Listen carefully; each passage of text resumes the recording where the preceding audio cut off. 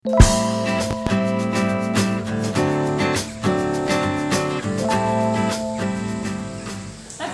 šiandien yra ypatinga diena, tai yra Lietuvos kariuomenės atkūrimo diena. Ir tikiuosi, kad jūs visi būsite patriotai savo tėvynės, pasirengę ginti savo šalį, o šalies gynyba prasideda pirmiausia nuo savo krašto istorijos. Kadangi esate visi Vilniečiai, Vilnius mūsų mylimiausias ir brangiausias miestas, taigi proto mūšis apie Pirmas turas ir pirmas klausimas. Pirmas klausimas yra toks sąstorinis, tiesiog literatūrinis, kaip galima susėti bendrinį žodį banga ir žodį Vilnius. Laikas.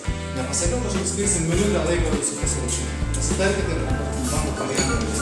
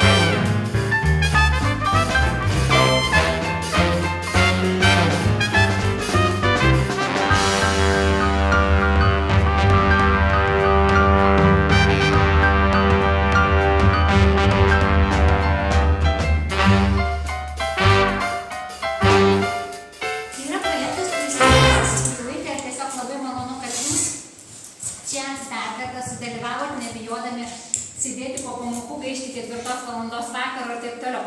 Taigi noriu padėkoti pirmajam klasės dalyvavimą.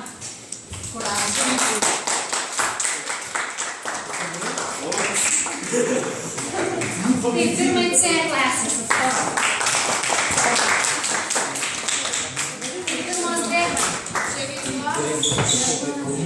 Trečiam. Tiesiog sunku.